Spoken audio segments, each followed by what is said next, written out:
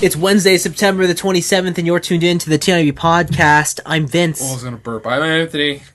I'm sorry? I was going to burp, but my name is Anthony. Okay, Hi. thanks. Thank you for that. Welcome to the Geek Chic Culture Show, where we talk about all the cool things in the whole wide entire universe, and maybe the world sometimes, too.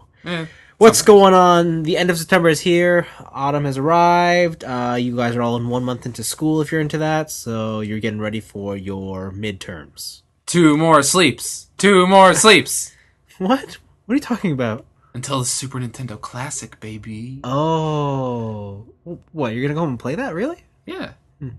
I've canceled all plans for Friday. You canceled work? No, I didn't cancel work. Oh, okay. I canceled all non-money making plans. Okay. Sure, that's fine. Sure, great. Yeah, I'm not as excited. What? Like, I know I'm gonna buy it. I don't know if I'm ever gonna open it. Star Fox 2. You know, the only thing I want is Final Fantasy VI, and even then, I've got other games to play. Earthbound. No. Okay, it's coming. Get excited. Apparently, I really want to see if supply meets demand. That's all I want to know. All right. It won't, but... Hey, you never know. I had a dream, and hopefully it'll work. Okay. Let's talk about something we did this week. This week we're going to do a movie review. Mm-hmm. We watched The Kingsman, The Golden Circle. We did. Or Kingsman 2. Kingsman 2, The Golden Circle. Kingsman 2. Now, I watched it earlier than you. I watched it on premiere night. Mm-hmm. The crowd I watched it with was very interesting. Really? Yeah. Why? Because the crowd I watched it with were all casino players. Oh. Meaning that... A bunch of old people? Not only was I the youngest... I was the youngest by at least 50 years. Holy jeez. Well, maybe 40 years. Okay. There was a lot of whiteheads in there, a lot of people who could barely make it up those steps to their seat. That's so sad. But the theater was full. Huh. So, yeah. And Kingsman 2. So, yeah, it's a sequel from Kingsman. The premise this time is someone's blown up the Kingsman. Mm-hmm. And I came after them. Yeah, and all that's left is... Eggsy? Eggsy and Merlin. And Merlon. I think it's Merlin. Merlot? Merlot? Merlot? Merlot. Merlit? Okay. I heard a girl at the LCBO, or not a girl, sorry, a woman. All right. Asking the dude, do you have any more of the Merlit? Did the LCBO promptly slap her? I think the guy was younger, and I think he was being respectful, but I was like, what is she asking for? Because I didn't even make the connection that she was asking for wine. A Merlit? Yeah, and I was like, well, is that some sort of new fancy No, to be honest, if we weren't just making fun of the word Merlot, yeah, I wouldn't have made the connection of what she was asking for. Yeah. I'm like, is that a brand name? Is that yeah, a new I was type like, of what stuff? is she talking about? And then and then I read Merlot on the bottles beside me. I'm like, oh, it can't be. My God. Yeah, so that happens. So there. Anyways, yeah, Kingsman 2 is here. I said the premise. What'd you think? It was okay. That's how I feel. That's exactly how I feel. Is it a bad movie? No. No. Is it a good movie? It's all right. Yeah, that's Is it better than the first movie? No. Not by a long shot. Nope. So I have some grievances with this movie. Yeah. And the grievance is... I think I want to sum it up as this is the Americanified version of the Kingsman in every way, shape, and form. Where the Kingsman was a fun, hour and a half romp. Was it an hour and a half or was it longer? No, it was 2 hours and 10 minutes. Was it 2 hours and 10 minutes? It didn't feel like it, that's for sure. No. So this movie is 2 hours 20. Yeah, it's only 10 minutes longer, but it feels like an eternity more. It does. Yeah. So the thing with this movie is the Kingsman gets blown up. They go meet the Statesman, which is their American counterparts. Yeah. Where everything is bigger better, yeah. and more uncut. And that organization, I think, really shows the philosophy they went with this movie, which is everything has to be bigger, better, and amped up to 11. Yeah. Everything. Yeah. There was no room for nuance. There's no room for more personalized stories and personalized even fight scenes. Even there's barely any like small choreographed fight scenes. Yeah. And when they are, they're crazy still. They're crazy still, but also they're cut like the director has ADD, where it'll be, here's like this nicely choreographed thing happening, and then they'll cut to two people talking while the fighting's happening behind them, and then they'll cut back to the action, and nothing really flows in this movie ever. Yeah. That also goes for the romance story that was, I felt, wholly unneeded. Yep. That goes for the motives for these people, which I feel were super forced. Like, they kill off a lot of people in this movie. They did. For no good reason. Yeah. Right? And they introduced so many characters for no good reason. That are completely useless. Yeah. Okay, so this movie has Jeff Bridges. Yeah. It did. Halle Berry. Uh-huh. Channing Tatum. Uh-huh. That guy from Game of Thrones. Oh, Pedro Pascal. Who's the girl, the Poppy? Oh, I love her. Julianne Moore. It's got names. Yeah. It's got so many names, and I've never seen a movie waste this amount of star talent. Yeah. Like this one. Uh-huh. Has Elton John in it, and those are my least favorite portions of that movie. Uh-huh. Mm-hmm. The Elton John portions suck dick. Yeah. Oh my god. Yeah. I'm gonna keep ranting on it, but I want to hear your side of like your summary of complaints, I guess. Yeah, so I thought it was okay. I don't think it was a bad movie. I don't think it was a great movie. I think my problem with this movie is they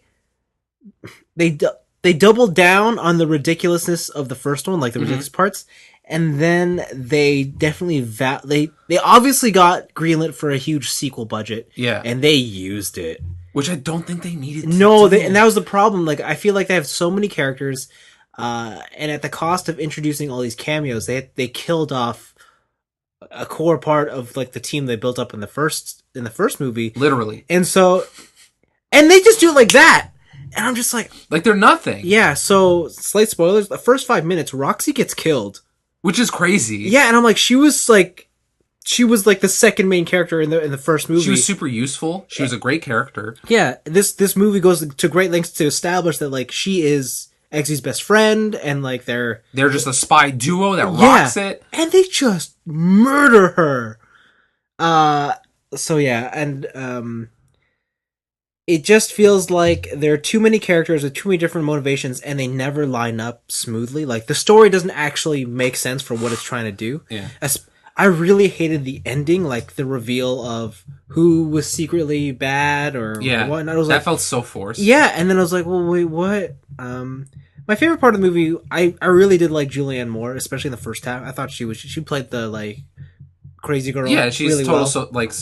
psychotic sociopath. Yeah, the American president was an interesting. It was very topical. I was going to say, I was like, no, they couldn't have. It was very topical. Yeah, it was something. So I like how this movie plays the same. So the villain in the first movie, Valentine, he has an agenda, and his agenda is like moral gray area. But he believes he's doing the right thing. But he believes he's doing the right thing. And when you hear him out, you're like, you're not wrong. Yeah. Right? But there's always like, he knows what he's doing is a bad thing. Mm-hmm. But he truly feels that it's a necessity. Right? It's something that needs to happen. Yeah. His idea, he follows the peace through tyranny. Yeah. The ends justifies the means. Yeah. Whereas Poppy, yes. who, she also has a very kind of like, morally ambiguous thing, which is like end the war on drugs. Yeah. Like spending all this money on prisons doesn't make any sense. And like in that sense, or depending on who you're talking to, she's right. Yeah. But the thing is, where Valentine was very altruistic in his goals, Julianne Moore's character just wanted to be white Oprah. She just wanted to be noticed. She wanted to be Ellen DeGeneres of the drug game. Mm-hmm. Right? And having such a shallow reason kind of takes away any impact or social progress your evil plan, your quote-unquote evil / morally ambiguous plan would have. Yeah. That made that character super weak. Mm. And as soon as she revealed that to I forget his name, Charlie, Charlie, the guy from the first movie who now has the robot arm. Oh yeah. As soon as she revealed that character, I was immediately disinterested in Poppy as a character. Yeah. I feel like I can do like one for one what this movie does wrong, where what the first movie does right. Yeah. Like if you go strictly onto characters, again, Channing Tatum in this movie, worthless. Yeah. Halle Berry in this movie, she is a straight photocopy of Merlin, but more useless. What's his face? Champagne? Jeff Bridges? Yeah. Didn't have to be in that movie at all. No. The guy from Game of Thrones, I forgot his name already. Whiskey. He, like, his turn. Yeah. Where did that come from? Yeah. It felt super forced. Yeah. I don't know what happened. Mm-hmm. And then I go to the first movie and I think of like, I'm like, Roxy is the side character. Even though she's a side character, she feels super fleshed out. She feels worthwhile to the story. She helps out in a lot of situations. Mm-hmm. Like, she's a part of the team. Yeah. And when I think of Roxy and I think of Halle Berry, and I'm like, oh, what happened there? Yeah. Or same thing with Gazelle. Yeah. When I think of Gazelle, I'm like, look at this fucking badass, strong female character who is on equal and with Valentine. Yeah. And there's no character like that in this one. Even Charlie is just like this little bitch cannon fodder. Yeah. Right? Again, going back to Halle Berry, Merlin. In the first movie, Merlin felt like this great support character. Mm-hmm. He was giving you all the deets and all this stuff. Where in this movie, Halle Berry is technically doing that, but whenever she's doing it with Merlin. Yeah. So it's not like she's doing anything special. And then as soon as Merlin gets, as soon as Merlin characters evolves past the point of a support character, Halle Berry is nowhere to be seen. Yeah. And she just becomes like a relic of the past. It's ridiculous. The whole statesman motivation to help Channing Tatum's character was not needed at all, because as Champagne puts it, these people are still people, and we're going to help them either way. Mm-hmm. So they don't need this added motivation of, oh, hey, look, one of our guys is down. Yeah. There's just so much wasted space in this movie. Yeah. I think one of my biggest things about this movie is, like, yes, there's definitely one too many characters, but I feel like the movie, I think there was a sequel idea in the works, but somewhere along the way, someone said, no, we cannot have this movie without Colin Firth. And they somehow had to ram his character back in. Colin Firth would have, if he was gone. So, okay, that's another complaint. Yeah. Eggsy at the beginning of this movie is a brand new person. He is an adult.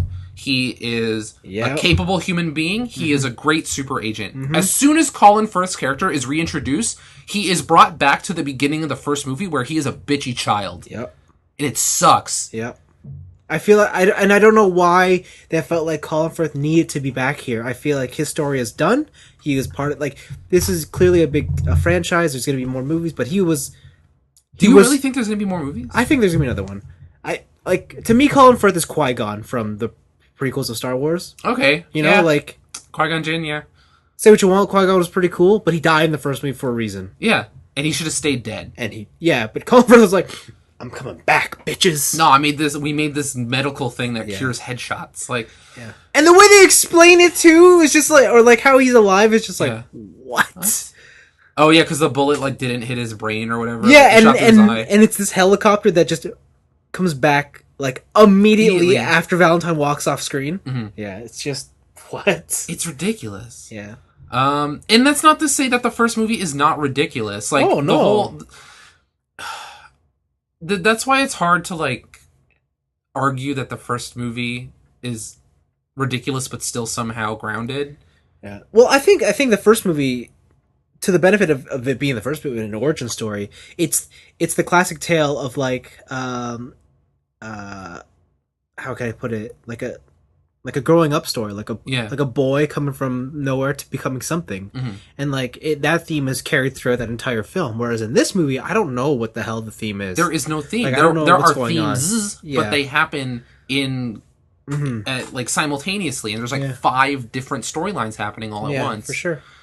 I think there's like 2 or 3 storylines that start and finish within the span of this movie. Yeah. And then others that are just carried the whole way through. I don't know. Do you have anything more to say about the story? No, I only have one thing I want to talk about. The action scenes? Nope. I want to complain about the action scenes. Okay. Because with a bigger budget, I feel like they felt that they needed every single action scene to be this like movie blockbusters Avengers style huge group thing. Yeah, it's like a 360 camera. Yeah, 360 camera, all this stuff. Where those are kind of the worst fights in the first movie as well. Yeah. I remember maybe 1 or 2 fights from this movie.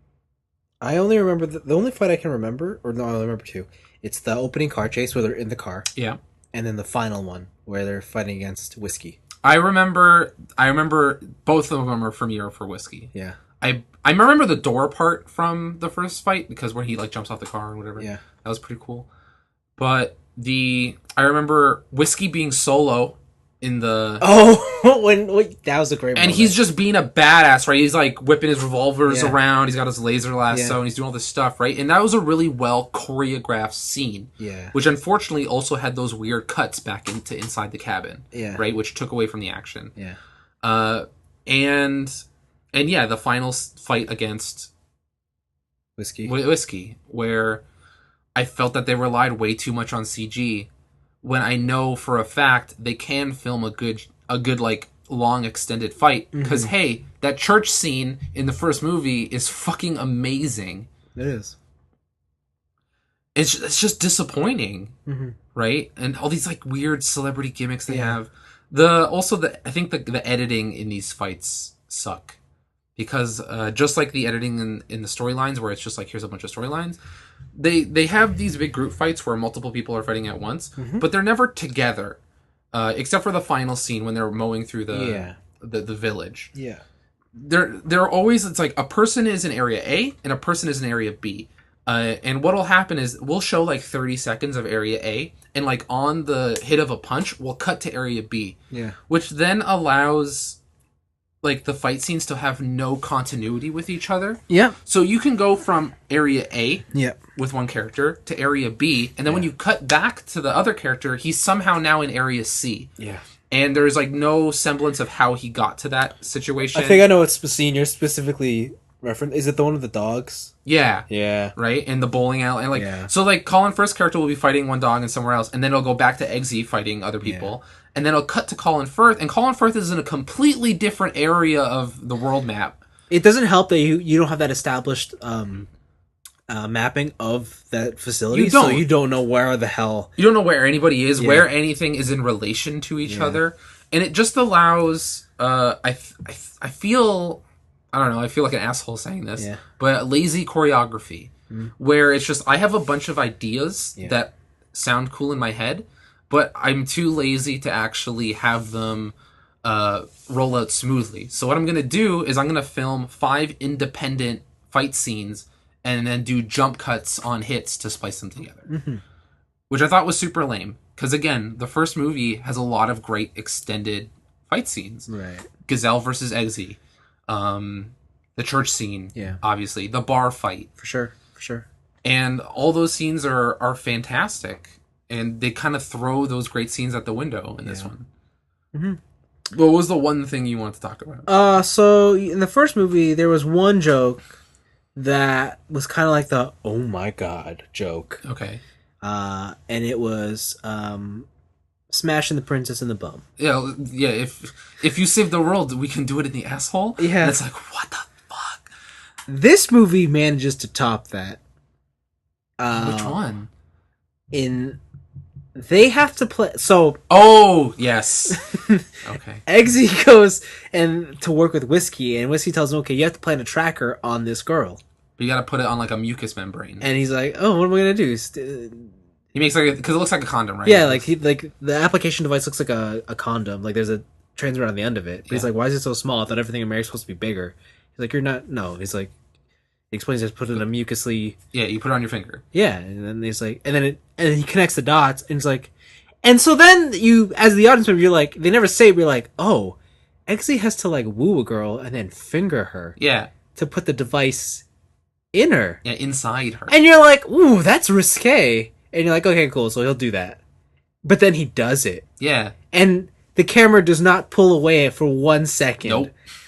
And they even have a CG modeling Torso? of the inside of the girl's that womb. too, yeah. And you're like, what? Like, you see his finger go all the way down into her underwear. Yeah. And then goes right in, and you're like, huh. Oh, got it.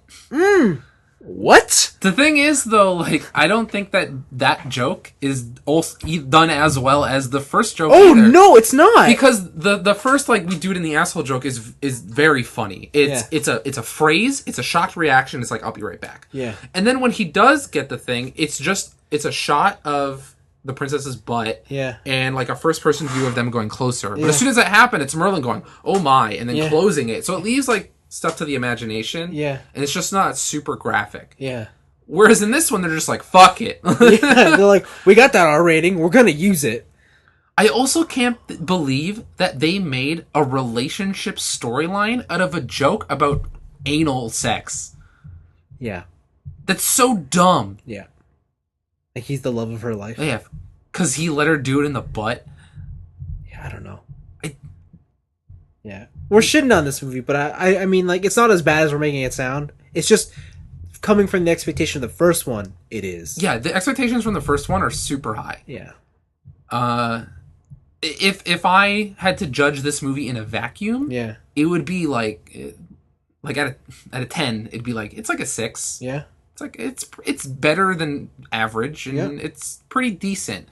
But when you're comparing it up to the first movie, which is like easily a 9, you're like, hot damn, this is garbage. Yeah. Like, it's just that you know that the director has like so much more talent than this, and it's like Kratos talking to his son, and he's like, I'm sorry, Dad. He's like, I don't want you to be sorry. I want you to be better. I feel like a disappointed dad, and my son has disappointed me. Yeah, that's a good way to play it. So, I have nothing more else to say. It's fine. It's totally fine. And that's kind of the most damning thing I could say about it. Because if this movie was complete trash, I could just throw it away and be like, this doesn't really count. Like, it's like when people talk about it, Star Wars Episode 1. Yeah. They're like, oh, fuck it, who cares? Like, this is dumb. Yeah. This doesn't count, don't watch this, right? I could just do that. But I'm like, this movie has some redeemable aspects to it. Mm-hmm. But again, watching it in comparison to the first movie, you're like, what the fuck, man? Yeah, it's not that great. Anyways, that's that. So here you go, Kingsman: The Golden Circle. I just don't... man, I don't know how they're going to turn that into a trilogy, though, if they want to. I'm sure they'll figure it out. Yeah, they did pull fucking Colin Firth's ass out of that. To be fair, we didn't see Roxy actually die. True, she did jump out of the way. She did jump out of her bed. Yeah. She could have been, evading the missile. To be fair, the missile blew up a whole mansion and then collapsed all the foundation around it, which then fell 3 stories. Yeah. So she could be alive.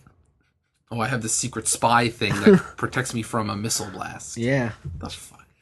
She has an armored blanket or something. That, to be honest, that would be on the same level as Colin Firth's resurrection. That's true. Okay, well, there you go. Kingsman 2. It's all right. It's disappointing. It's all right. It's all right. All right, cool. Let's move into our picks of the week. I think they're all video game related, right? I have some... I think so. No, there's one that's not video game related. No? Okay. What's up? The Punisher. Right. We did not talk about it last week. We forgot. didn't. Mm-hmm. But the Netflix series The Punisher had its first full trailer. It did. Instead of just a teaser. I think it was a good use of Metallica. It's pretty good. Mm-hmm. But man, that looks like The Punisher. Looks good. Do you remember that short that came out? The Dirty Laundry film short? I think so. And it was the guy from the original Punisher movie, and he was doing his laundry. Oh, yeah. it reminds me of something on like that level of kind of like grittiness and violence, and I'm super down. Was there a release date associated? I don't remember, to be honest.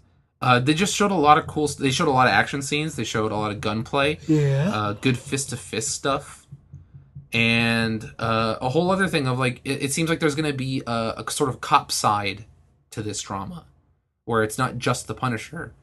It's also like the people trying to be like, yo, this guy's a fucking nutcase. Like, what are we going to do? Mm-hmm. Like, as law enforcement, how are we going to handle this? Yeah. Right? In kind of a different way than even, like, Daredevil handled it. Yeah. Where Daredevil was always, like, kind of this good guy who was doing stuff. Like, the Punisher is just, like, massacring people. So, I thought it was pretty cool. Neato. Yeah.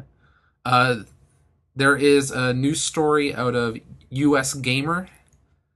Usgamer.net. Usgamer, yeah. Usgamer.net. They have their hands on a Super Nintendo Classic. Yeah. They opened it up. Mm. The guts of the Super Nintendo Classic are exactly the same as the NES Classic. Whoa. It's the exact same chips. It's the exact same board. Whoa. The only thing different is the shell. Whoa. Which is like, man, why couldn't they produce more?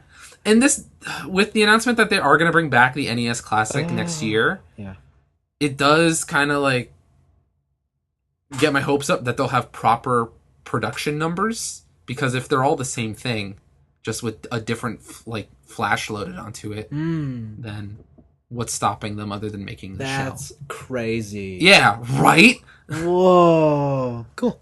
I thought that was a cool little thing. Also, Dragon Ball Fighters Z was being shown at Tokyo Game Show, and there was 2 new character announcements. Yeah, man. There was Tien. Who cares? The Cyclops with his pal Chaozu. Is he human? What is he? I don't know, but he's like... He's not alien, right? But he's not human? Is it like... I thought he was like a monk.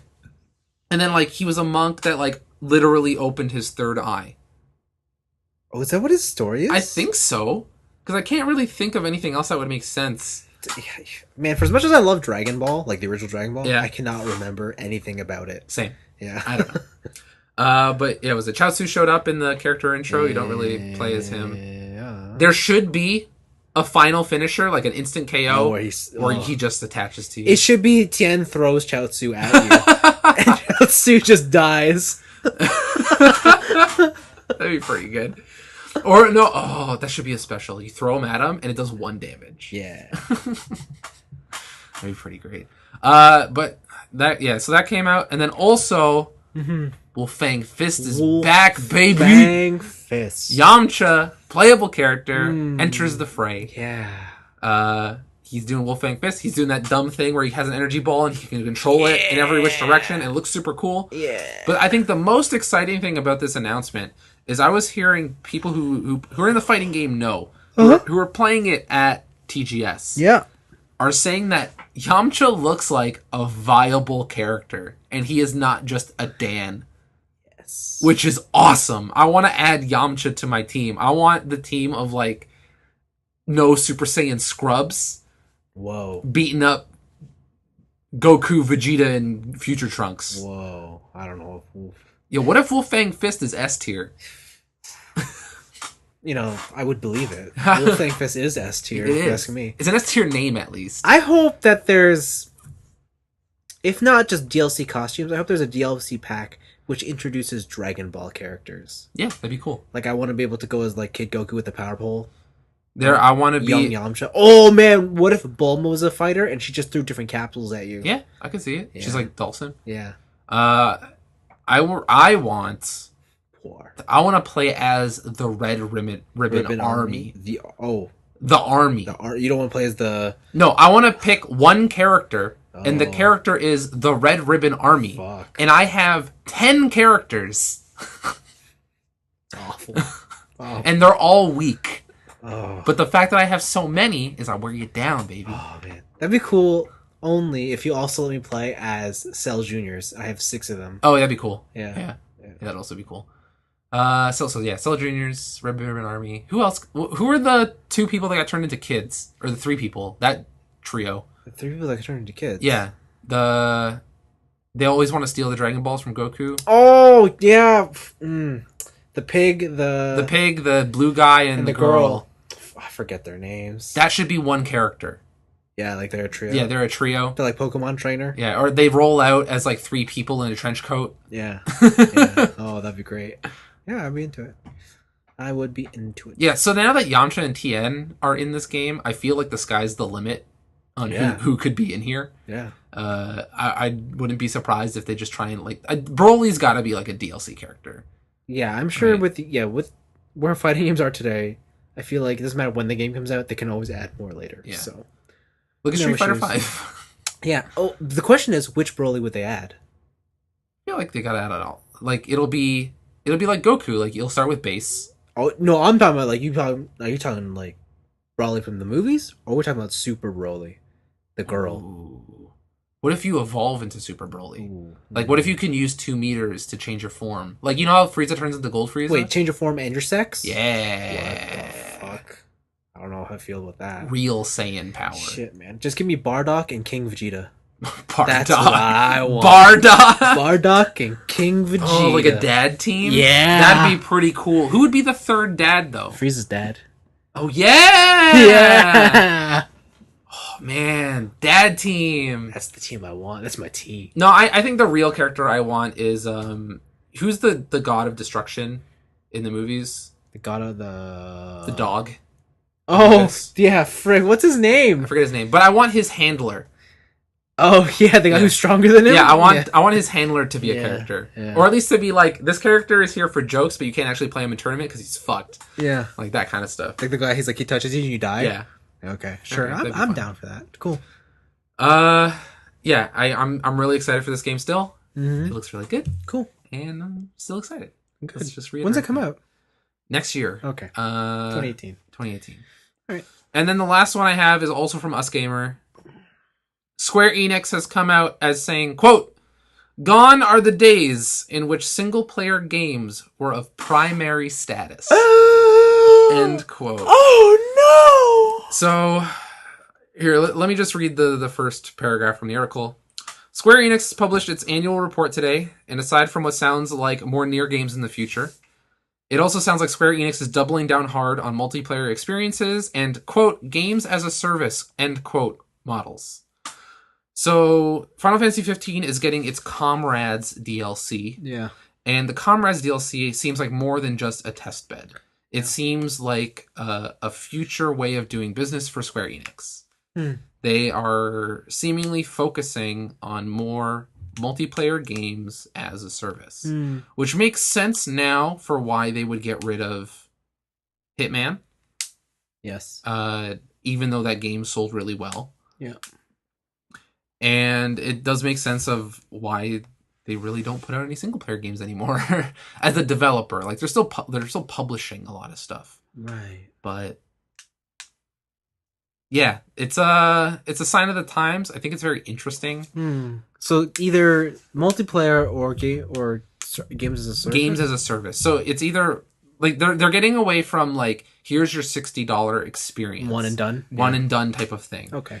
They are looking at games as a model to be built upon, and whether they are single player or multiplayer, they will at least be games that will live on further than the year they are released. That makes sense. I feel like that makes a lot more sense now with how they're planning to release Final Fantasy VII. Yep. Right? They said they're like, this is 3 parts, boy. This is part 1? What if I told you Kingdom Hearts 3... you had to buy every world? That'd be fucking savage. Right? And I don't know. Not all the worlds are available at once. I mean, that's not going to happen, but would they still? Well, the thing is like that game's being released at retail. Yeah. I feel like that would be a game that's like their last, at least for the foreseeable future, of like, okay, we're just going to finish off this Kingdom Hearts series. Here's your last like single player experience. Get fucked. What if it was like that, only the game didn't have an ending? What if it was like a Metal Gear Solid 5 situation? Where like there's a lot of game there, but it wasn't finished. Wait, it loops around? Yeah. Like it loops back to the first game? Yeah. Oh my god. That sounds terrible. Yeah. That sounds terrible. That's the worst. Don't give them ideas. But yeah, it's just it with games like Ark, with games like League of Legends, Dota, PUBG. It's kind of being proven now, unfortunately, that you don't even have to fucking finish a game before you release it. Yep. Fortnite is an unfinished game that sells at retail. Yeah, I mean PUBG is that. Yeah, which is dumb. Yeah. PUBG, this beta that sold over 10 million copies. But we're in beta. It's not a real release yet. Yeah. This new era of like unfinished video games. Yeah. Is kind of lame. Like, it was cool when Minecraft started that shit. I was like, oh, I can like help support this thing. But yeah. It's one step too far now. As humans, we prove time and time again that we can't have nice things. Mm-hmm. And yeah, they've taken it more than one step too far. They've taken a couple steps too far. Yeah, for sure. Or even that news story came out recently where was it Fortnite Battle Royale came out, and there's like rumors that they like lifted code from PUBG. Yeah. To like just make their own game, which is super shady because it's an engine maker who has a really like kind of specialized access to someone's game. Mm-hmm. And they're like, fuck it, we're just gonna make our own. We see how you did it and we're just gonna copy you. Mm-hmm. Yeah, it's shitty. Right now the games industry is shitty. Quite. Yeah. Can I have like a quick confessions time? Uh-oh. I'm really disliking like video game culture currently. You're getting old. And like video game business practices. I think I am getting old, but it's okay. Video game like websites now and stuff feel like it's like they've been like, oh, we've been treated like children too long because we like video games. We have to be overly serious about everything. Yeah. And we have to somehow, like, I feel like every games journalist, quote unquote, has like a political agenda. Yeah. Or some like social thing they want to like stand on a soapbox for, and they'll use their video game press outlet to do so. Uh-huh. It's really annoying. I don't like it.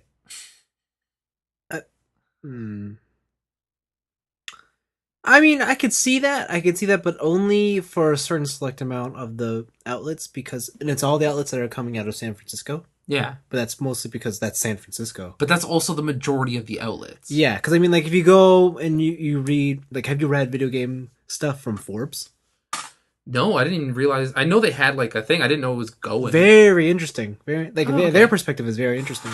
Okay, like is it more business focused? Yes and no, but it doesn't really seem to have that sort of like, I don't want to say political agenda. I mean, there's some of it in there. They talk about it, but it's not as in your face. Is it? It's almost because on the Forbes side, you know how Forbes is this very serious. Mm-hmm. Business like man type of I don't want to say man like adult but like so when video games come up in there, it's almost like it's back to the childish form, and that's the angle they're coming at it from. It's been Forbes has been lately like the place I like to go read the most interesting type of things. They even have like toy articles or just anything, video games, toys, just that kind of culture. For me lately, it's been Us Gamer. Mm-hmm. I really like that website. And then gamesindustry.biz. That sounds so much fun. It's a different take on video game news because it's really focused on what I really love the 1UP show for, when they had like NPD numbers. Oh, okay. And stuff like that. Like the real nitty-gritty bar graphs and pie charts? Yeah, bar graphs, pie charts, like thoughts that developers have. Yeah. Kind of like inner workings, very inside baseball stuff, which I think is very interesting. Whereas when I look at Kotaku and I see an article that says, hey guys, Castlevania Circle of the Moon is secretly the best Castlevania game, I'm like, A, you're fucking wrong. B, what the fuck is happening here? Yeah, I hear ya. That was fun. Thanks for letting me vent out my frustrations. Cool. But those are my picks. I only had one this week. And my complaints. Yeah, mine's also video game related. We talked about Left Alive on the last episode. Yep. They had a slightly more extended trailer. Gameplay trailer, we'll say. And it revealed something very important. It's still like a teaser. Yeah. it was only like a grand total of 5 seconds of gameplay. Yeah. But it revealed something very important, and that is there's a lot of robots. You, unfortunately, are not playing as any of them. Yeah, at least in this teaser. Yeah, you. It looks like you are a dude with a gun in third. Honestly, it looks like Metal Gear.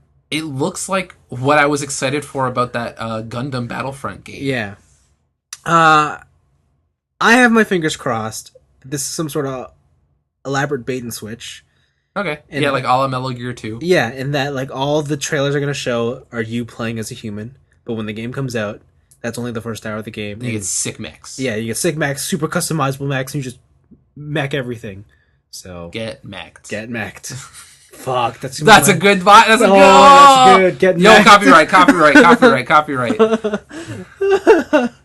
Yeah. So there you go.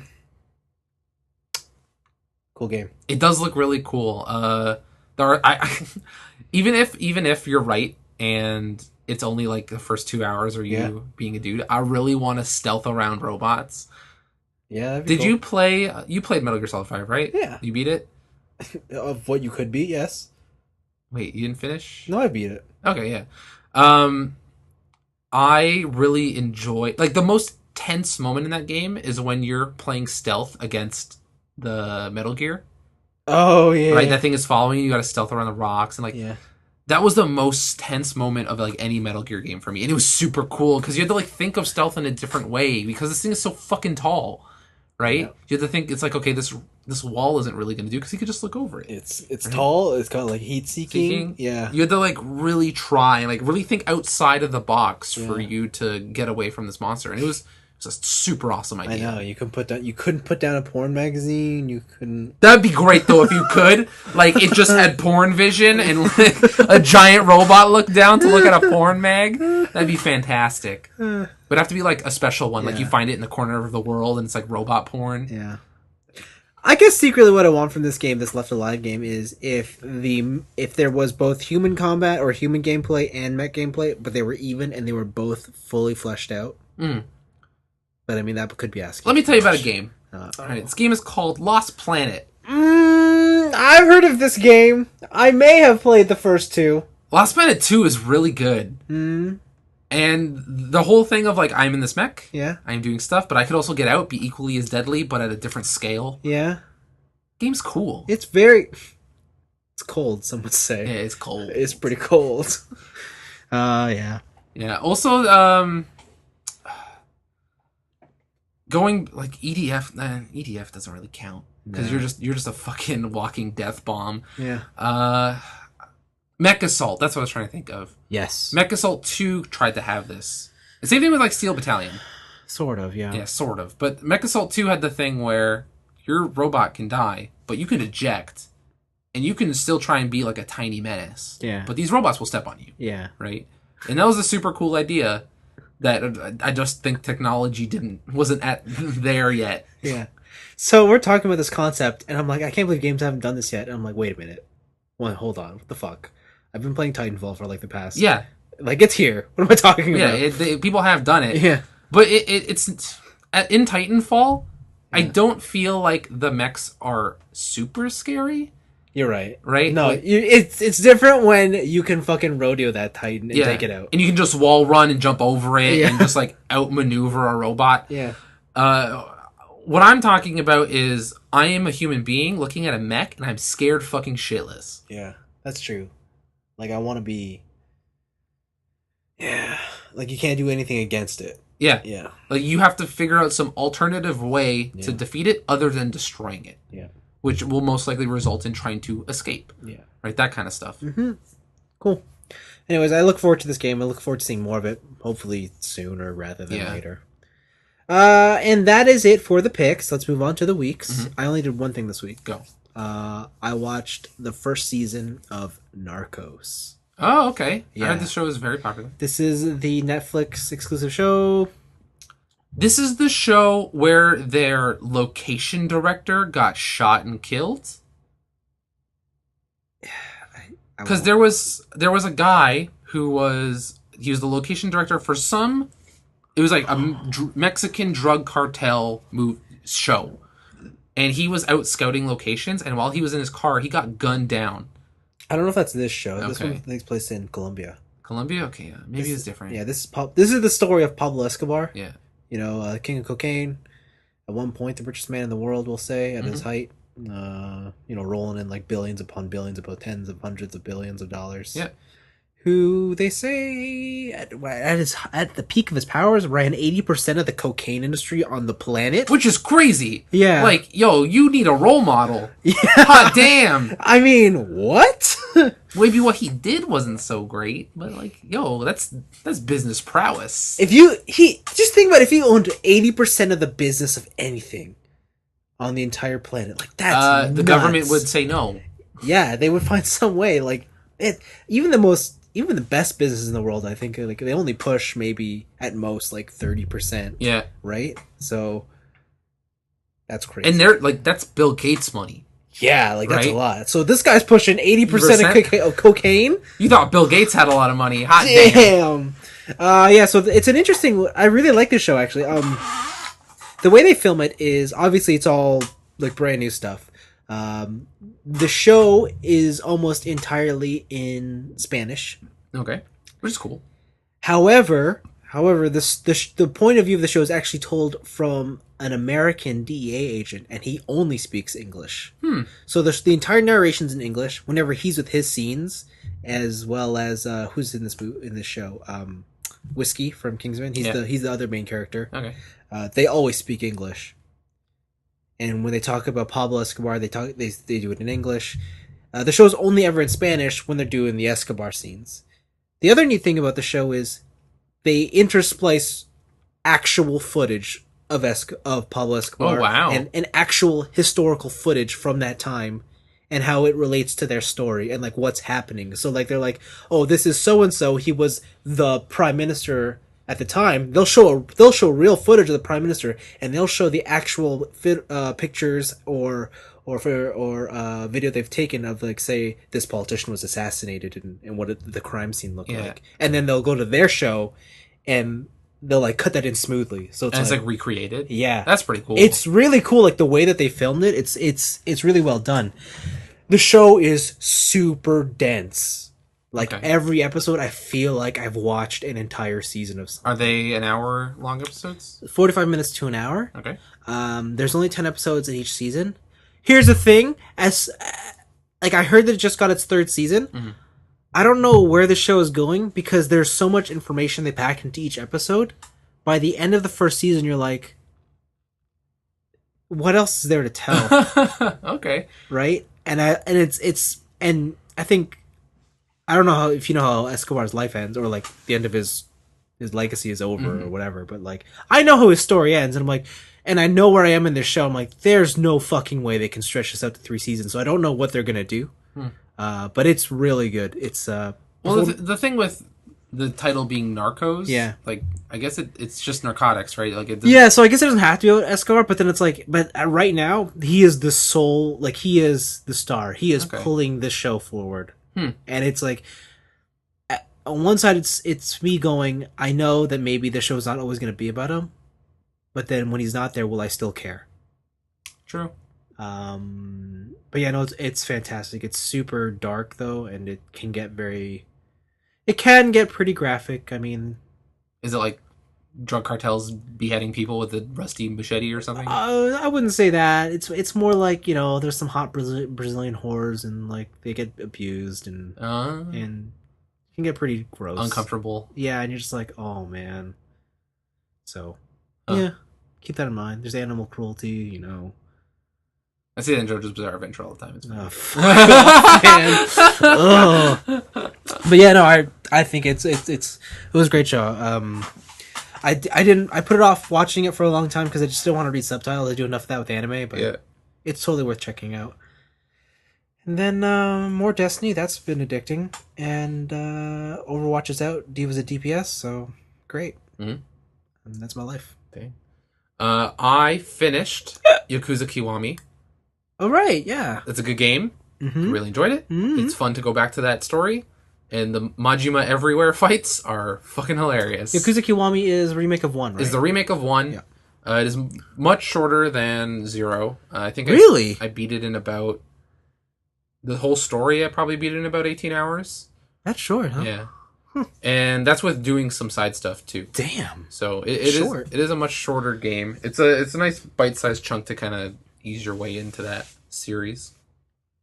But yeah, I really enjoy it. There's a lot of cool stuff. They bring back a lot of fun mini games from Zero, like the pocket car racers and like the different gambling and all that stuff.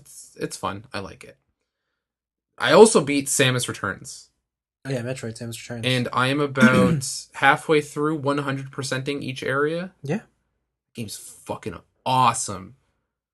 I haven't played a Metroid game since Fusion, and I don't think I've played a Metroid game other than Fusion. Oh god. But this game just scratches like that gamer itch of collecting, of exploring, of just by the end of the game feeling unstoppable. Yep. That sounds like Metroid. Awesome. Yep. So yeah, I finally got the final so I got the final power up. You save, you do whatever, and you go beat the final boss, and you do stuff. Is one of the power-ups where you just have an infinite jump? Yeah, gravity jump. Yeah. Yeah. That's bullshit. Yeah, so you can just jump forever. Yeah. And then eventually you get screw attack. And then you can jump forever with always attacking. So you're Sonic. Yeah. Oh, you're not as fast, but okay. I got the super bomb. Yeah. I have another character, like one of the power-ups is another character that follows you. What? Yeah, I'm not gonna say what it is. Okay. But it's cool. This is a remake of Metroid 2, right? Okay. Yeah. Yeah, I have a triple shot that goes through walls. I saw that and thought to myself, what? You can slow down time. Yep. Game's insane. You feel super powerful, and by the end of it, you are this unstoppable monster. Yeah. It's awesome. Mm-hmm. The ending was classic Metroid. It does leave it open for a sequel. That's so the thing is I don't know if it's a sequel or if it's just teasing the fusion mode you can unlock. Oh, okay. Because in Fusion how it's the X cell that turns things into more powerful versions. Yeah. So it's something along that line. Okay. So there is a fusion mode in this if you have the amiibo. Okay. But I don't know if that's just like teasing that mode or if it's like we're gonna remake Fusion. Or make a new Fusion or something, because apparently, again, the sales of this game dictate the creation of future Metroid games. Yeah. Right? Man, the remake of Fusion. Right? Like a 2D Fusion, another remake. Interesting. The 3D in this game I think is really cool, but this game is not without its faults. I think some of the level design is kind of boring. It's just like, here's this room's a puzzle, fuck it. Like, just be a morph ball and try and figure out areas. Like, they want you to solve puzzles in certain ways, and the way they do that is having like the most contrived obstacles. Like, one of them is just a fan that sucks up things in a certain distance. So if you drop a bomb, the bomb just goes into the fan and nothing happens. And you're like, oh, really? You couldn't think of anything more clever than just putting a fucking fan here? Really? There's a bunch of stuff like that. Just like, it seems like super contrived. Like, everything else in the game is so fun and like thought out to where when something feels lazy, it really stands out. Okay. And then also the boss battles at times they're not the best. Okay. So there's maybe 3 to 5 different boss types, except for the final boss and the penultimate boss. Yeah. But you're fighting them over and over and over again. And there are some areas where you're fighting like 11 bosses that are all the same archetype. And it kind of gets tiring. Some people do hate the parry system. I love it. I think it adds some... Is it... How lenient is it? I think it's pretty lenient. You still gotta have some timing, and eventually enemies will get faster and they'll give you less time to parry. Mm-hmm. But you also have like a power-up that can extend... Oh, the frame window? Yeah, the front window. Oh, okay. There's also... it's a thing of skill. If you can do it, you're going to get huge bonuses. If you can't, it's not the end of the world. Certain bosses, it may feel like that, but Yeah, I don't know. I think the parry system is super fun. And to be honest, the only people I hear complaining about it are fucking old. So, so they're like, maybe they just don't have the skills to pay the bills anymore. Yeah. I don't know. Wow. I think it's a good, like, it's like a fresh mechanic to put in that kind of game where you're just kind of walking around mashing the fire button. Yeah. To just change it up, right? And if you want to get through a bunch of enemies super fast, like if you have that parry timing down, you can kill them in one hit. Sounds good. And it kind of spruces up the action. I like it. Okay. But yeah, overall, that game's fucking fantastic. Wow. I really like it. Good. Man, what a year for Nintendo. Right? Also, I'm thinking about it, like, what a year for Japanese games. Yeah. Like, where the past, like, couple years, I feel like nothing cool has come out of Japan. Or, like, not... I feel like we haven't had anything from Japan since the PS3 and Xbox 360 happened. Bayonetta 2. I guess. Like, that count, that's like a one-off, that's like an outlier. Yeah. But like, you're kind of right. Like, early PS3 to now has been like, hey, Japan, what are you doing? For sure, there's been some cool stuff. Like, I don't know. Yeah, you said Bayonetta. I guess Vanquish is pretty cool. Yeah, Vanquish is dope.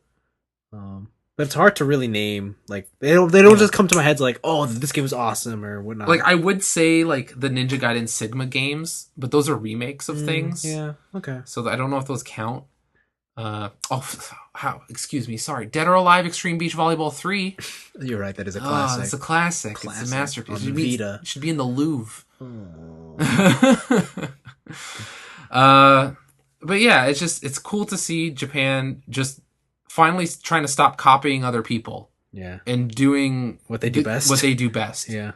Right? It took too long. Yeah. There was a moment there where Japan was like, okay, we got to make first person shooters. Yeah, hey. And they just were like, we can't do it. Oh, like the only studio that could partially do it was a studio who has really fresh ideas anyways, like, and they got a guy in a robot suit and he smokes. Was it Binary Domain came out? Oh man, see, I wanted to love that game. That game sucks to play, but it's fun to experience. Oh yeah, yeah. That the robot, Big Bo. Yeah, see, like, and they had that was a cool game. It was fun, but awesome. It's just it's not the most fun to play. Yeah, okay. Fine. So it's cool to see Japan doing what they do best. Yeah, like it like maybe sucks for you that they go back to their roots, but to be honest, nobody else does those games like that country. Yeah. And even when you make that stuff in America, like there's something missing from it. There's some sort of like charm or like cultural touch that you can't do in North America. Yeah. Just like if you try and play like a Japanese Skyrim. Yeah. Like the shit doesn't work, right? Like no, they can't. Yeah. They have their specialties and I'm glad they're getting back to it. Yeah. And then the last thing I did, other than watch The Kingsman, is I watched the hot new Jennifer Lawrence movie. Oh, yeah. Mother exclamation mark. Darren Aronofsky. Yeah. Maker of Black Swan and Requiem for a Dream. Oh, I like Black Swan. I haven't seen Black Swan. I really want to see that movie still. You haven't seen Black Swan? No. The ballerina? I know Mila Kunis is in it.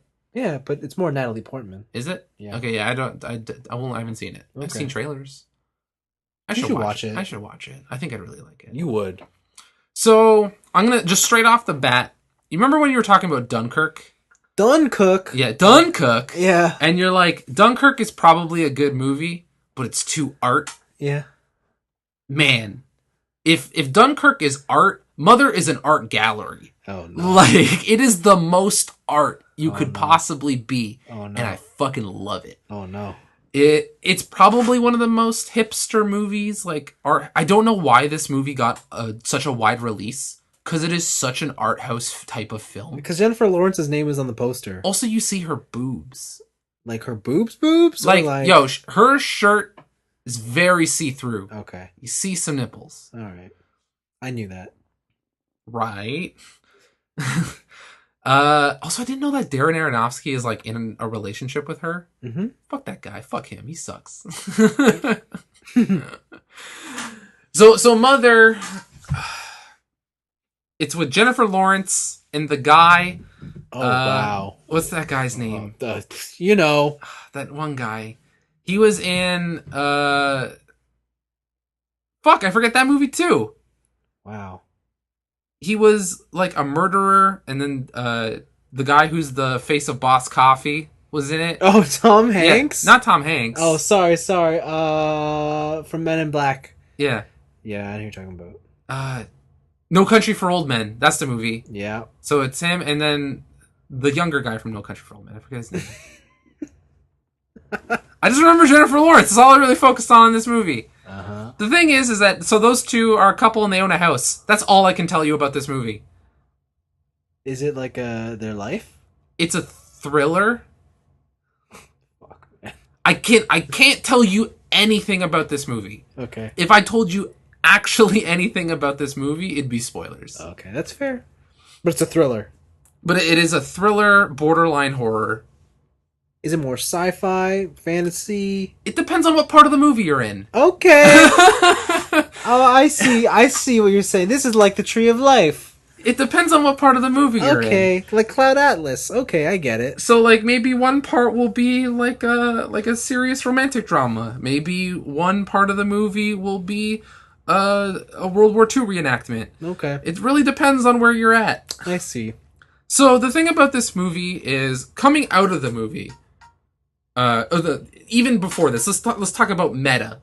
So watching this movie in a theater, I think, is worth it. This thing has a lot of like visual spectacles and set pieces and stuff that I think is worth seeing in a movie theater. Yeah. Watching this movie with other people in a movie theater, like if you can somehow find a theater and you're the only person going to it, go see it. Oh, wow. If there are other audience members in this, it kind of ruins it. Because it's a bunch of people who... There are certain things in this movie that are not supposed to be taken at face value. Especially when you get to a certain point and you're like, these things obviously can't happen in reality. These are obviously trying to be metaphors for things and trying to make you flex your mind. But there are just some fucking moviegoers who... Because they think a movie is dumb and or sucks, they feel that it's now their right to be loud in a movie theater and express their opinions and then ruin it for the rest of everybody. Did you see this on a Friday night? I did see it on a Friday night. Oh, that's your fault. It is my fault. And it was so fucking annoying. Oh, okay. Like, not for the fact, like, especially for the fact that people were being loud and obnoxious, but also, like, for the fact that people couldn't suspend disbelief in a movie theater. Yeah. They're like, this could... Like, I heard, like, something super ridiculous happened. Yeah. And I heard a person out loud go, that couldn't happen in real life. And it's like, of course not! Because 20 other things that couldn't happen in real life happened just before that scene. Are you dumb? Yeah. And it's... Like, the fact that people aren't willing to, like... The thing is people are willing to stretch their imaginations. Uh-huh. Superhero movies are so fucking popular. Yeah. Right? And those are things that can't happen in real life. Yeah. But as soon as you try and play with, we're going to ground this in reality, and then slowly peel away the reality. Yeah. Because at some point the movie was grounded in reality, people can't make that jump. Mm-hmm. Right? It either has to be farcical from the get-go, or it has to be grounded for the whole thing. Yeah. And once you start, like, kind of, like, peeling away the layers and, like, trying to play with the audience's mind, people just immediately, like, curl up into a ball and be like, this is stupid, I don't get it. Mm-hmm. And they don't want to play with, like, thinking about the movie other than what story is given to them on a platter. Interesting. It's really lame. Also, this movie, okay, this is where, coming out of the theater, I absolutely fucking adored this movie. I think that it has a lot of cleverness to it. There's a lot of stuff that is there for, obviously, for shock. And to just trying to confuse you and get your mind going and do all this stuff. But, like, if you really break down certain points, this is a movie that is up for interpretation. And the person I went to go see it with, my interpretations were completely different than his interpretations. Yeah. And both of our ideas made sense. Okay. If you can frame it in a certain way. And it's really cool because it's a movie that warrants discussion. Like, I was discussing this movie with him an hour after the movie was over, for a whole hour. And the different ways you can think of different scenes and how you can kind of think of what they mean in the grand scheme of the movie, or like in a meta narrative and stuff like that. It's fantastic for, like, flexing the mind. I then made the mistake of looking up what Darren Aronofsky said this movie is supposed to be about. And as soon as I realized or I read what he said the movie is supposed to be, it makes every single metaphor, every single simile, every single piece invalid. Not invalid, of like visual context, like not invalid, but super ham-fisted. Oh, really? And like amateur. Oh. Like it makes you feel like somehow he tricked you, right? I thought it was this great thing of like, and the interpretations me and my friend were having were like really interesting conversation pieces and stuff. And then when he's like, well, it's this thing and that thing, and you're that's like, it. and you're like, and that's it, and it makes sense. What you start putting everything together, but everything becomes so obvious that the thing is like, we never thought of those ideas because they were too obvious. It's like, okay, it couldn't just be this. It couldn't just be about that because this whole movie is bonkers. So it's like, we're trying to think of different ways to interpret this movie. And then when he comes out and he's like, oh no, the thing you thought was too obvious, that was it. You're like, it retroactively ruined the movie for me. So if you're going to go see Mother, I do recommend you watch it in the theater, but I recommend you go into it knowing absolutely nothing, and then after watching the movie, don't look up anything about this movie. Oh, but see, like, I love doing that. I always like knowing what the director has to say, because whatever they say is what it is. It is what it is. Let me tell you about art, Vince. No. The only rule I follow in art is that if that's what the creator says, I'll just go with it. I don't have to agree, but if that's what they say it is, that's what they say it is. Let me tell you about religion. Oh, God. Because some would say that there are different ways to interpret these words and things, right?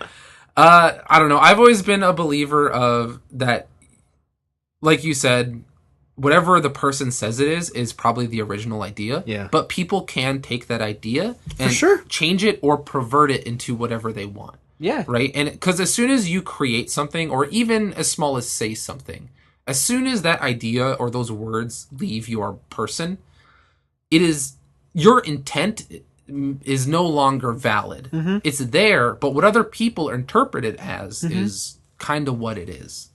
Right?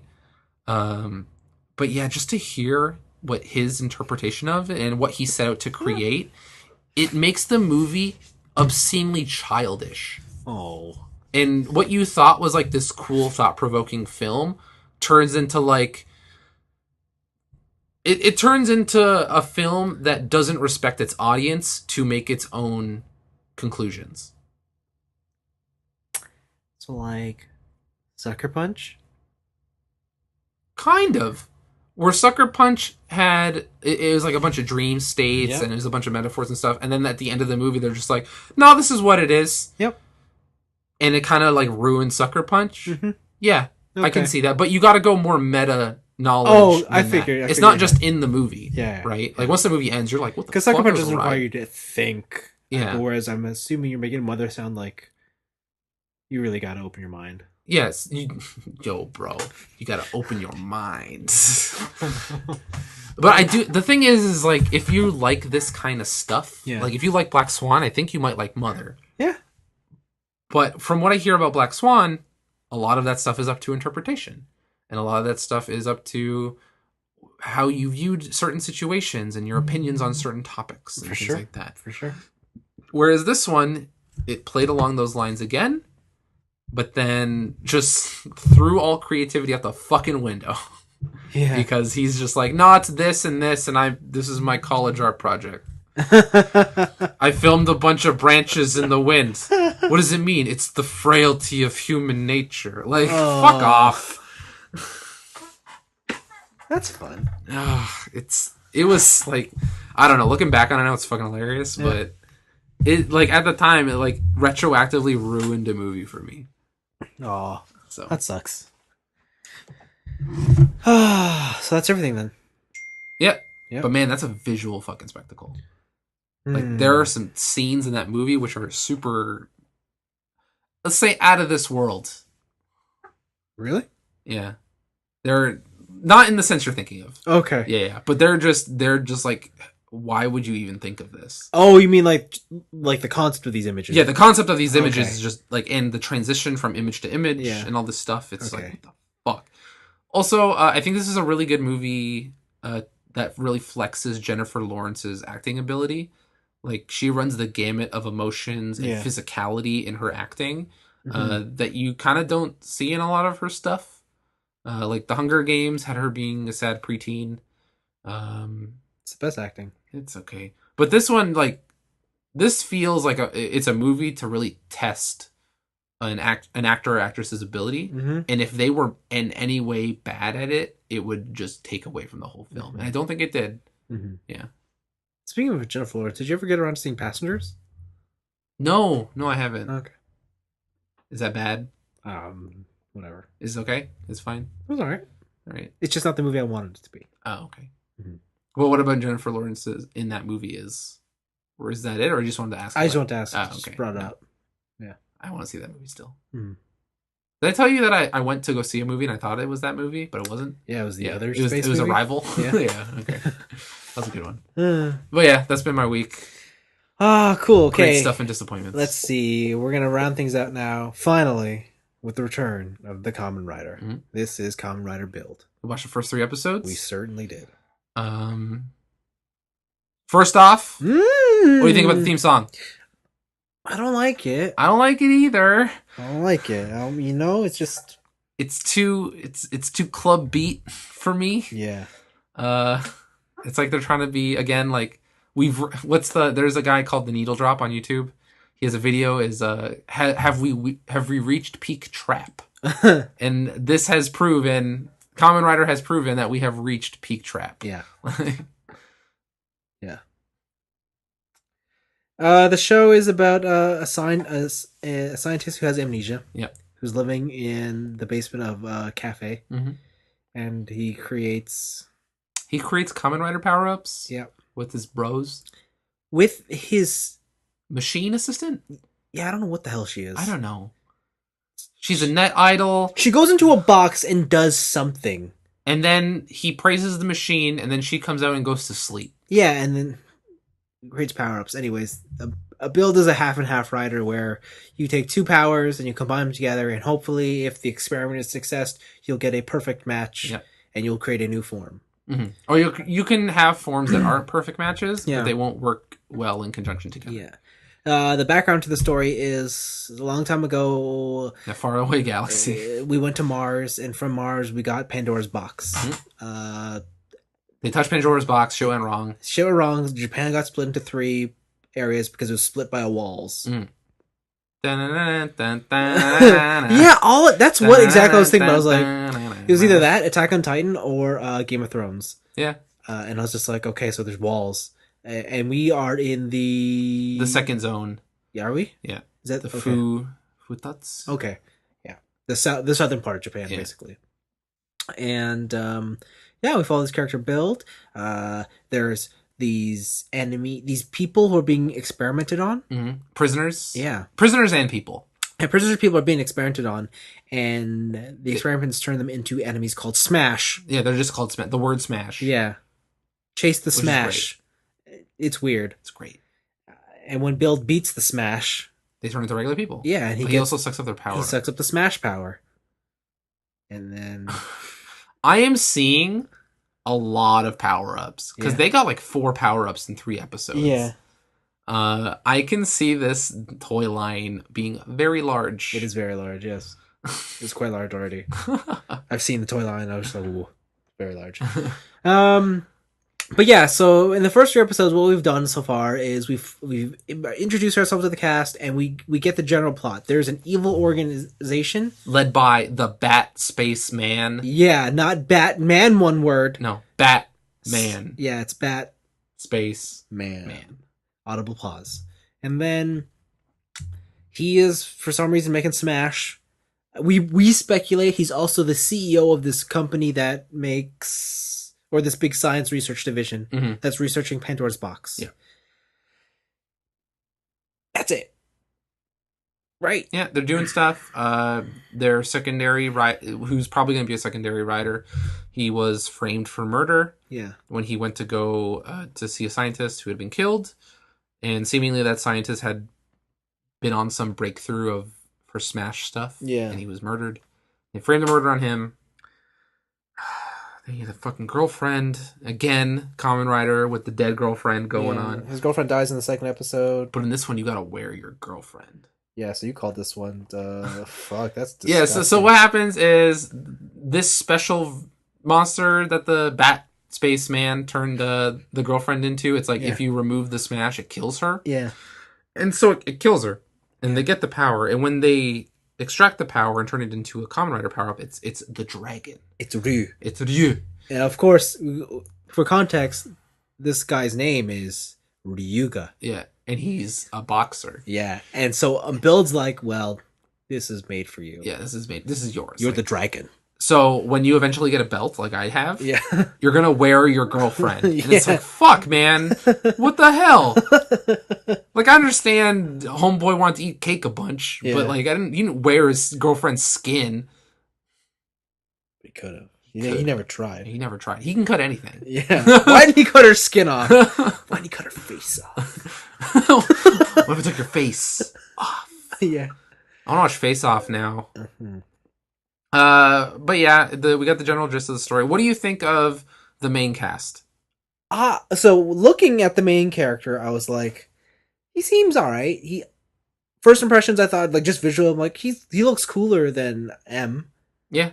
But then when he started moving around and talking, I'm like, I don't like your awkwardness. I think so M was a very bland looking character. And he was super like boyish and naive. And he had a lot of good characterization to him. Yeah. Whereas this guy is very bland looking and also has a very bland nerd persona. Yeah. And it's like, okay, you might to be honest, he stands out the least out of all the main cast. Yeah. The girl who makes power-ups, she has her own thing where she's always sleepy except when she's a net idol. Yeah. Ryu is just this he's the hothead. He's what's his face from Persona 5? Akihiko? No, Persona Junpei? 5. Oh, fuck. Oh, Ryuji. Yeah, he's Ryuji. Yeah. Right? The owner of the he cafe, might be the best character.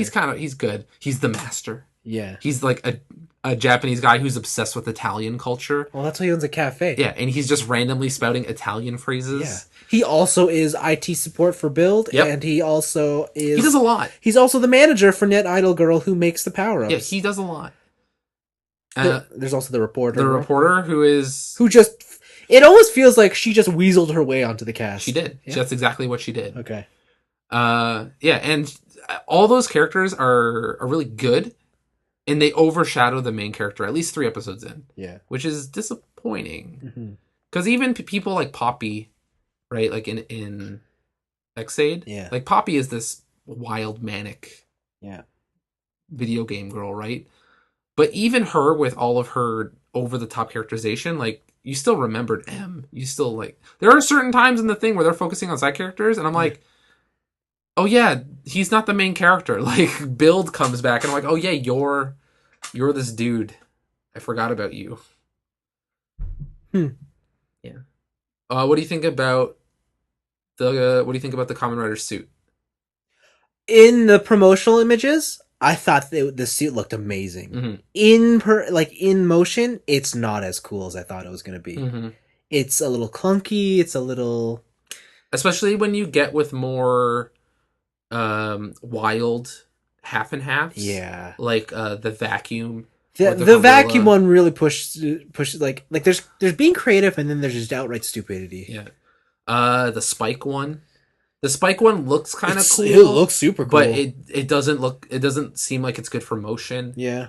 The cool one was the most recent one, the Hawk gun. Yeah, that one looked really cool. That one's really cool. He has like the fucking cannon for an eye. Yeah, he has an eye patch Gatling gun. Yeah. So like that's cool. It's nice to see the return of the classic Kamen Rider compound eye. Like those are neat, but I think I've made the jump. I do like the Xaid eyeballs. I think those are the coolest. Those are pretty cool. But yeah, no, Build, like the costume designs are. it's weird. Like, I like a lot of things about them, but I don't love them. Mm-hmm. Like, I really like Diamond Gorilla, the way That's that looks, yeah. the colors. But again, it's not something I'd be like in love with. The thing they showed in episode 2, where he would be a half and half of one sort, Yeah. either neutralize or delay an enemy's attack, and then switch mid idea, and then continue on with the attack to like when he had the fire tornado. Yeah, that was cool. Like that was pretty cool. But this is where I feel the belt is super lame. Yeah. Because he has to take them out, he has to shake them, put them in, and he has to crank it. That whole process is really long. Yeah. And it's long enough to where it takes away the smoothness of transitions. Whereas into X-Aid, like you pop that cartridge in, or sometimes you'll have the thing where he shoots it across his mouth and it looks like he's blowing a cartridge, and then he'll shove it in, and you just you just go crank, and it's done. Whereas in this one, it's a whole process. And being an inventor, it's like, yo, automate that shit already. Like, have a motor, get your belt to shake for you. Like, hurry up. Yeah, like, I actually really hate the whole henshin sequence. He spends so long just shaking it. I like the runner's part. The part where it's the funnels going into, and then they collapse on him. Yeah. That's really cool. But the part where he has to shake these things and then put it in and then crank. Yeah. It takes too long. Yeah, I don't like it. I mean, I'm sure it's the beginning of a Kamen Rider season, so they're going to find some way to shorten it down. This is also the problem with watching a Kamen Rider series back to back. Yeah. It's like playing a Metroid game back to back. It's like, look, I'm fucking awesome. Yeah. And then it's like, oh, wait, this is a new guy. Start from square zero. Yeah. Go forward. But actually, no, it is long. Because I was just thinking about, how did they lengthen the X-Aid one? And I'm like, they didn't. He blew the cartridge and he put it in the game slot. And then there were certain cases where he just skipped levels. Like, you're technically supposed to get from level 1 to 2 to whatever. Yeah. But he's just like, fuck it. We're just going straight to level 99. Yeah. Level infinity, level 50. People go straight to level 2 really early on. Yeah. Henshins are cool when they're new. Yeah. And by episode 2, I was done. Uh-huh. I was just like, okay, do the one for when you want to do your new half and half. Yeah. I get that, but this whole sequence is too long. Mm-hmm. Mm-hmm. Yeah. I think that's mostly the show. And then the villains. Yeah. What do you think of the villains? So, the general villain design, they're weird. They're just police. Oh, the Smash one. The ones that are Smashes are they're really abstract. Yeah. Oh, but you mean the organization they're the police. Yeah. That's really interesting. Mm-hmm. That's cool. And the Kamen Riders are fugitives. Yeah. It's really cool. I'm sure that'll turn it on its head at some point. I think right now at the moment, I'm not interested in the show, but I do I want to see what happens when because Japan's split into 3, I want to see what's happening in the other 2. They showed a meeting between the leaders, or the prime ministers of the 3 sections. Yeah, and it really seemed like what the prime minister of the part of Japan we're in. He's like, so you guys aren't really interested in combining Japan again? Yeah, and they're like, oh well, the wall just happens to be there, so we haven't thought of it. Yeah, and it's like, no, these guys are all vying for power. Yeah, and when those walls come down, they want to be the ones in power. Yeah, right. And that whole government aspect seems really interesting. Yeah, but the thing is, at the end of the day, I always have to remind myself, this is a kid's show. Are they really going to push the politics ahead of the selling the toys? No. Yeah, and that's the part where I'm like, it might I have all this expectation for it that I probably should temper. Because that's probably not the focus of the show. Which is disappointing because I think, again, I don't know. I always compare kid shows to kid shows I like, which are Looney Tunes or Animaniacs and stuff like that. Kids aren't stupid. Yeah. Right? Kids can handle something a little bit more complicated than here's a bad guy, punch him. Yeah. But also, presumably, your show is also being watched by, you shouldn't care about our demographic, just the 20-somethings who are watching it and just trying to have fun. But parents are watching your show. You should putting something in there for them goes a long way into the kids enjoying it because now they're having quality family time, but also B, the parents buying those toys for your kids. Because if they get someone invested to watch it with their kids, then they're more likely to buy stuff. And for sure. I don't know, just the whole... That's a broader conversation of making children's shows too simple and too like ADD ridden. But... Yeah. So yeah, I think it's cool so far. I want to give it some more episodes. I don't know. Are we gonna make this a weekly thing? I don't know yet. I don't know yet. Yeah. Like if we don't, like I'm probably gonna check out some more episodes on my own.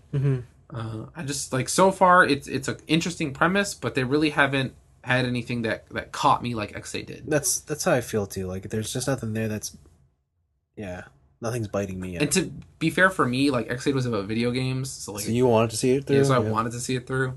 Yeah, I don't know. I'm not a fan of all the science equations floating around. It looks super lame. Yeah, it looks super lame. Yeah.